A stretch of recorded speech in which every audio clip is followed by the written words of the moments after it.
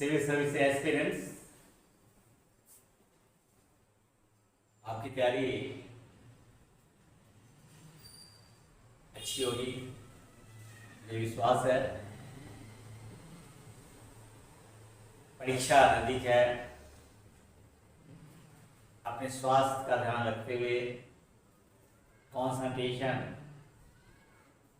Dedication और इस भावना से आप जारी रखें अपनी तैयारी को कि जीत आपकी है। आज आपके लेक्चर 28 जो साइंस एंड टेक्नोलॉजी सेक्शन का है, इसमें हम इंपॉर्टेंट क्वेश्चंस को डिस्कस करेंगे।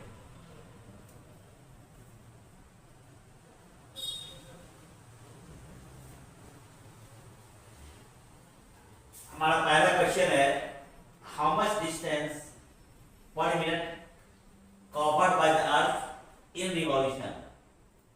मुझे लगता है कि यहाँ पे रिवॉल्यूशन की जगह रोटेशन होना चाहिए।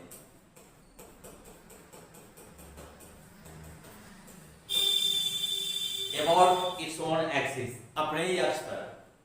और आपको पता है कि पृथ्वी अपने अक्ष पे 24 आवर्स में एक चक्कर पूरा करती है।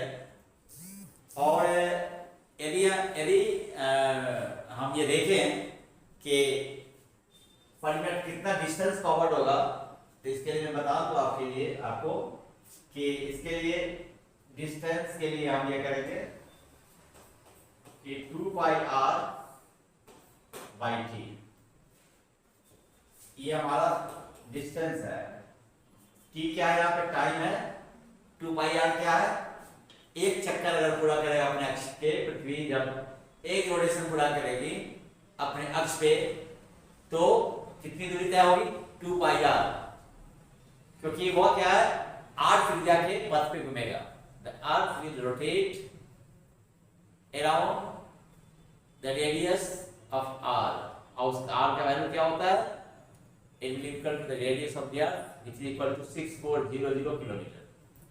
यहाँ पर हमारा क्या होगा कि d का जो वैल्यू होगा यहाँ से निकाल सकते हैं। d इक्वल टू होगा, चूंकि t मिनट में और t टाइम में 2 पाई आता है, इकाई टाइम में क्या होगा, ये हम लोग को निकालना है। तो d इक्वल टू हो जाएगा 2 और 5 के बाद में लिखेंगे हम 3.14 और r 6400 किलोमीटर और टाइम 24 आवर्स, इसको हम मिनट में बदलेंगे, इट विल बी 24 into 60। इसमें यदि आप सॉल्व करते हैं, it will come out to be around 27.9 kilometre. इसलिए हमारा ऑप्शन आप देख लीजिए, पहला ऑप्शन 28 किलोमीटर है, सेकंड 80 किलोमीटर है, तो ये नहीं होगा,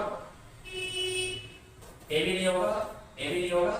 नियरेस्ट आंसर वाला क्या होगा, क्योंकि 27.9 kilometre will be equal to 28 kilometre. That's why हमारा आंसर क्या होगा, 1 होगा। So here answer 1 is equal to 27.9 kilometre, which is equal to 28 kilometers. Okay.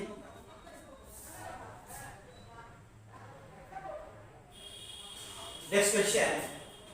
Name the intersecting hormone. Name the intersecting hormone.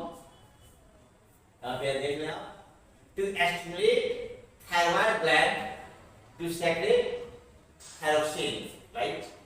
हमारा option क्या है, THS।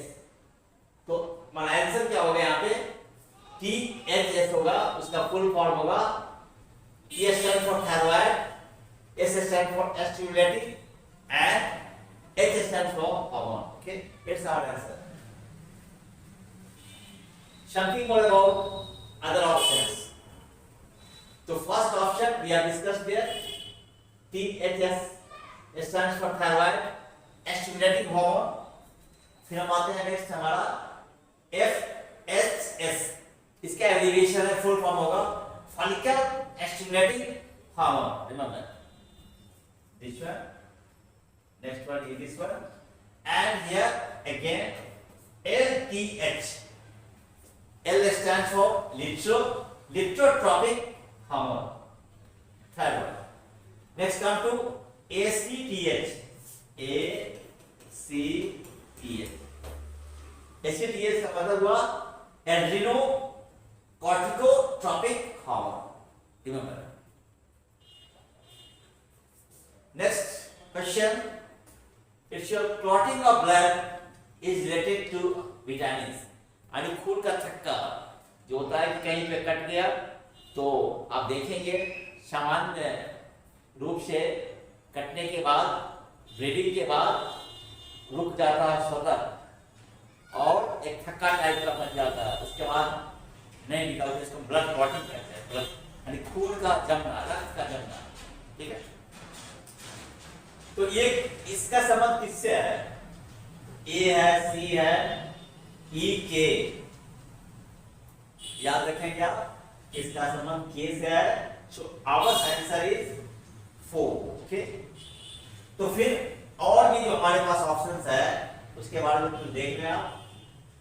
जैसे अगर हमारा ए का संबंध, हमारा ये जो ए है इसका संबंध नाइट ब्लाइंडनेस से होता है। सी है, इसका संबंध स्कर्वी से होता है, डेफिशिएंसी डिजीज है। और फिर हमारा एक और जो वहां पे था विटामिन ई, ई का संबंध होता है कंजेस्टिव हार्ट फेलियर से। याद रखेंगे, very important. Next come to an atom of any element. कोई भी हमारे पास एलिमेंट है, सपोज करते हैं कि हमारा एलिमेंट एक्स है।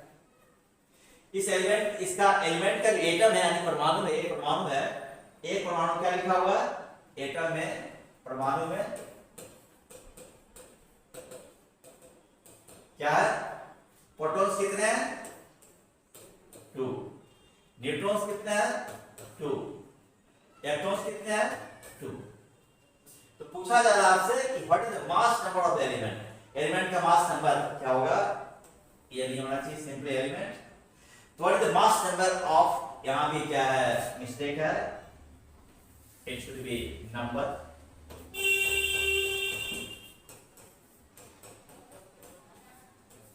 Okay, so mass number is defined as the number of protons and number of neutrons. तो हमारा मास नंबर जो होगा ए से सिंबल देंगे, ए इक्वल हो जाएगा क्या हमारा?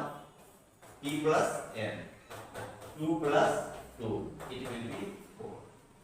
इसलिए हमारा जो ऑप्शन है, हमारा जो ऑप्शन है इसमें वो 4 होगा।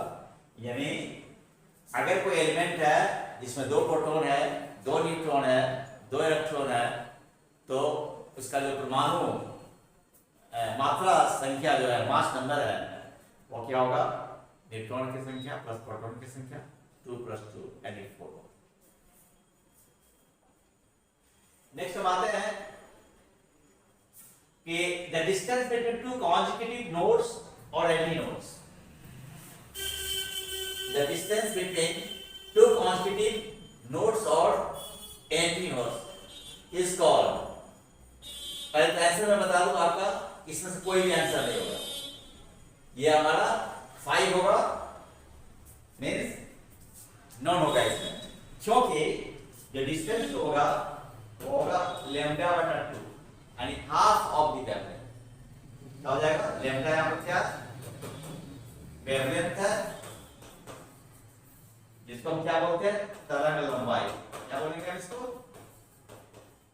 तरंग लंबाई। तो दरअसल क्या है, प्रश्न उठता है कि नोड और एंटी नोड होता क्या है? तो मैं थोड़ा बता दूं इसमें कि मान लिया जाए कि हमारे पास ये 2 पिलर है, ये तार तना हुआ है। यदि आप तार को यहां पर छेड़ोगे, डिस्टर्ब करोगे, तो क्या होगा? ये पार्ट नीचे आएगा, ऊपर जाएगा, नीचे आएगा, ऊपर जाएगा, ऐसा लूप बन जाएगा आपका। ये देखिए, यू विल गेट लूप ऐसा। क्योंकि यहां जो वायर होगा, स्ट्रिंग होगा, क्या है? ये हमारा स्ट्रिंग है, याद रखिए, तार। तो क्या होगा? तार का ये हिस्सा तब अब स्थिर रहेगा, ये हिस्सा अपने आप स्थिर होगा, लेकिन जब बीच में आप प्लग करोगे, डिस्टर्ब करोगे, तार ऊपर नीचे जाएगा। ये बात में है। तो जो हिस्सा फिक्स होता है, जहां पर कोई डिस्प्लेसमेंट नहीं होता है, उसको हम बोलते हैं नोड। यहाँ पर ये नोड हो गया, और जहाँ पर मैक्सिमम डिस्प्लेसमेंट होता है उसको कहते हैं एंटी नोड, यानी जहाँ पर तार को छेड़ देते हैं, we plug the wire, we discharge the wire, that is the point of anti node, right? तो यही यहाँ पूछा जा रहा है, यहाँ हमें हमारा कंसेक्यूटिव नोड्स और एंटी नोड्स। यहाँ पर क्या है हमारा, ये नोड्स है, तो इसके बीच में डिस्टेंस होगा, that distance is your half of wavelength। क्या हो जाएगा ये, अगर हमारे तार की लंबाई हमारा L है, L is equal to lambda by 2, L is equal to lambda by 2। जब L क्या है, तार की लंबाई है, और ये क्या है, डिस्टेंस बिटवीन टू नोड्स है, राइट? याद रखेंगे ये नोड्स एंड एंटी नोड्स का जो कॉन्सेप्ट है वो स्टेशनरी वेव में होता है, ठीक है? किसमें होता है, स्टेशनरी वेव में होता है, जिसको अप्रगामी तरंग भी कहते हैं, और ये कॉन्सेप्ट जो आता है नोड्स एंड एंटी नोड्स का, स्टेशनरी वेव में आता है, राइट? Any doubt? तो इसी तरीके से आप देख लेंगे कि दो लगातार क्रेस्ट होगा, दो लगातार ट्रफ होगा, जो ट्रांसवर्स वेव्स में है, उसके बीच की दूरी को क्या कहते हैं? द सेम वे अगर लॉन्गिट्यूडनल वेव्स हमारा वो क्यों फॉर्म करता है, longitudinal waves are form during formation of compression and real sections. ऐसे ही देख लेंगे कि दो लगातार कंप्रेशन के बीच में या दो लगातार रियल सेक्शन के बीच में दूरी कितनी होती है, याद रखिएगा नोड्स एंटी नोड्स के बीच में जो दूरी होती है वो हाफ ऑफ द वेवलेंथ होता है, लेकिन दो लगातार क्रेस्ट या ट्रफ के बीच में जो दूरी होगी वो वेवलेंथ होगा, या दो लगातार कंप्रेशन और रियल सेक्शन के बीच की दूरी होगी वो हमारा वेवलेंथ होगा। That's all for the day, thank you.